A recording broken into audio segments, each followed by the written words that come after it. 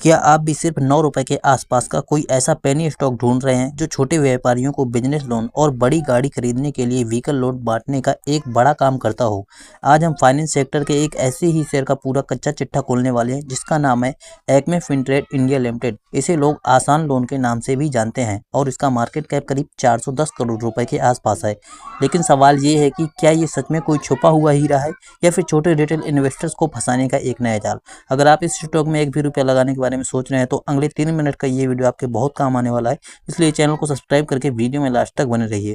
तो दोस्तों, सबसे पहले हम ये समझते हैं कि ये कंपनी कब से काम कर रही है और इसका बिजनेस मॉडल क्या है। देखिए, ये कंपनी काफ़ी पुरानी है, 1996 से मार्केट में एक्टिव है। यह एक RBI रजिस्टर्ड NBFC यानी नॉन बैंकिंग फाइनेंशियल कंपनी है।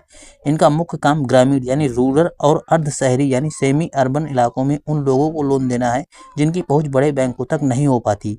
इनके मुख्य रूप से 2 बड़े बिजनेस वर्टिकल हैं। पहला है व्हीकल फाइनेंस, जिसके तहत ये 2 व्हीलर, 3 व्हीलर और कमर्शियल गाड़ियों के लिए लोन देते हैं। दूसरा है इनका बिजनेस फाइनेंस, जिसके तहत ये छोटे और मध्यम उद्योगों यानी MSME दुकानदारों और व्यापारियों को वर्किंग कैपिटल और लोन अगेंस्ट प्रॉपर्टी यानी LAP जैसी सुविधाएं प्रोवाइड करते हैं। अब दोस्तों, बात करते हैं कंपनी की उस ताकत की जिसकी वजह से ये स्टॉक लगातार चर्चा में बना रहता है। दोस्तों, कंपनी का हेडक्वार्टर उदयपुर राजस्थान में है, लेकिन इसका नेटवर्क काफ़ी बड़ा है। ये राजस्थान, महाराष्ट्र, गुजरात और मध्य प्रदेश जैसे कई राज्यों में अपनी शाखाओं यानी ब्रांचेस और डिजिटल प्रेजेंस के जरिए फैले हुए हैं। इसके अलावा लेंडिंग बिजनेस को सुचारू रूप से चलाने के लिए कंपनी ने देश के बड़े बड़े बैंकों और प्रतिष्ठित फाइनेंशियल इंस्टीट्यूशन के साथ मजबूत पार्टनरशिप और को लेंडिंग एग्रीमेंट्स भी किए हुए हैं।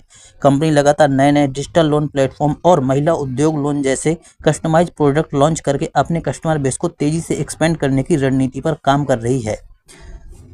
मार्केट का बड़ा नेटवर्क और लोन का बिजनेस सुनने में जितना सेफ लगता है, दोस्तों, पेनी स्टॉक का कड़वा सच उतना ही रिस्की होता है। इस कंपनी में कुछ ऐसी चीज़ें हैं जिन पर नज़र रखना आपको बहुत ज़रूरी है। पहला दोस्तों, फाइनेंस कंपनियों में सबसे बड़ा जोखिम NPA यानी नॉन परफॉर्मिंग एसेट्स यानी डूबे हुए कर्ज का होता है। अगर ग्रामीण इलाकों में आर्थिक मंदी आती है या फसलें खराब होती हैं तो इनके लोन की रिकवरी पर सीधा असर पड़ सकता है।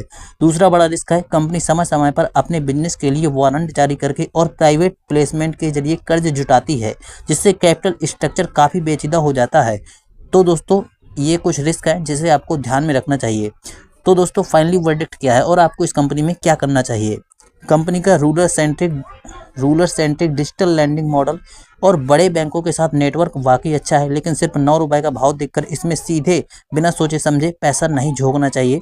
अगर आपको इस कंपनी को सच में टैकल करना है तो सबसे बेस्ट तरीका यही रहेगा कि आप इसके क्वार्टरली रिजल्ट्स यानी तिमाही नतीजों को लगातार ट्रैक करो। जब तक कंपनी जमीनी स्तर पर अपने नेट स्टेज 3 एसेट्स यानी NPO को लगातार कम करके नहीं दिखाती, जब तक कंपनी अपनी क्रेडिट कास्ट और लोन रिकवरी को पूरी तरह मजबूत नहीं कर लेती, और सबसे ज़रूरी, जब तक कंपनी बिना किसी बैड लोन के लगातार हर क्वार्टर में मजबूत नेट प्रॉफिट यानी मुनाफा कमाकर नहीं दिखाती, तब तक के लिए इसे सिर्फ वॉच लिस्ट में रखकर ट्रैक करना ही सबसे सही फैसला होगा। दोस्तों, ये वीडियो केवल एजुकेशनल पर्पज़ के लिए, इसमें कोई भी इन्वेस्टमेंट सलाह नहीं है।